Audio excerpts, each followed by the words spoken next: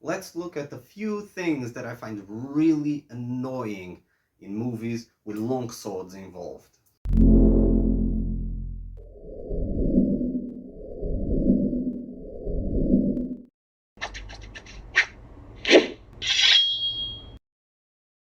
Hey folks, welcome to the Asgard's History, and today I am just going to rant about movies. So the other day I was watching a movie, and if you ask me which one is it, I don't I don't remember, but there were a few things in that sword fight that was particularly annoying.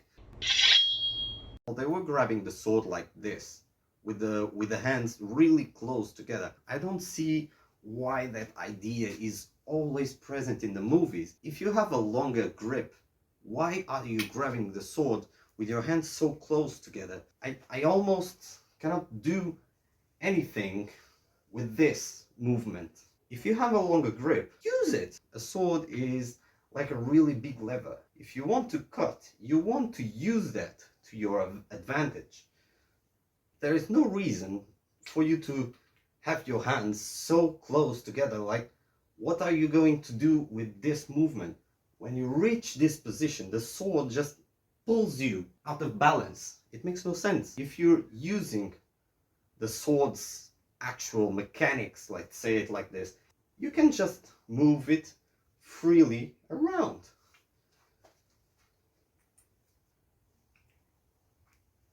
Use the grip that the weapon is offering you. Don't just waste that. There is no footwork. Literally, there is no footwork. They are standing like this. They are clashing swords. Why is this happening? This is not a sword fight. I remember when I was in primary school, I had way more realistic sword fights with a stick that fell from a tree, with the kid that I didn't like at school, than this people that supposedly got trained to choreographies and then they just do this. I know you might say, oh yeah, but they have little space to record. No, they didn't. That place was huge. They had lots of space to move around. You can see that the shot was really recorded from far away. They could at least just, I don't know, just even if you want to do this, at least step forwards and backwards. I don't know, do something. Don't just stand there. It makes absolutely no sense. You're not moving, but the one time that you decide to use your feet is to do a spin attack. Really, a spin attack? You're here, your opponent is right there, and you're just doing this, and then you decide to...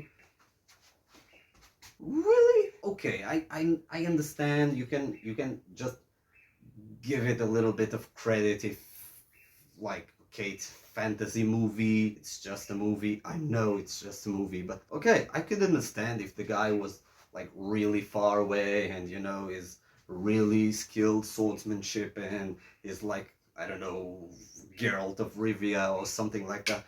But no, the guy was literally standing in grappling distance, in really grappling distance. I believe if I have to keep my sword in here, this is grappling distance. If my opponent is standing right here, this is grappling distance. There is no reason for me to try to cut my opponent if I just need to extend my arm and my crossguard is in his face. You're right here.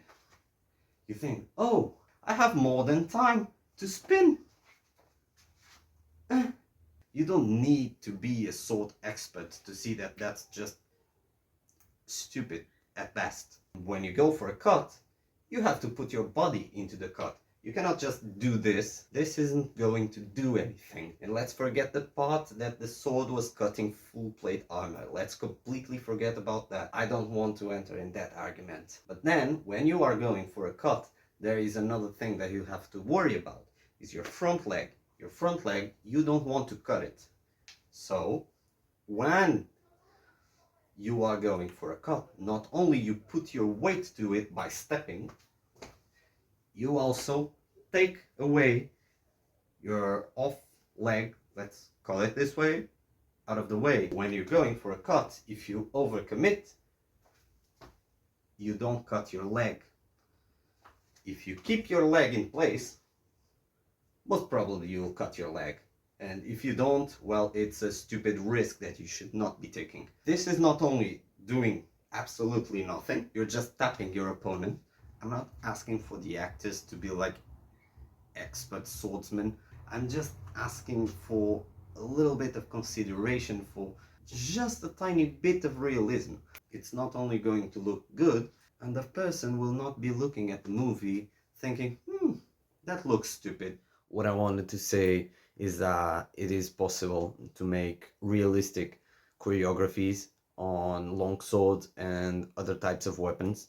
You just need to put a bit of effort on it. And as an example, I'll link these two videos down below in the description so you can check them out. They are, in my opinion, really well made and quite realistic. Anyway, don't forget to subscribe to my channel if you like this type of content, and I'll see you next week. Thank you for watching.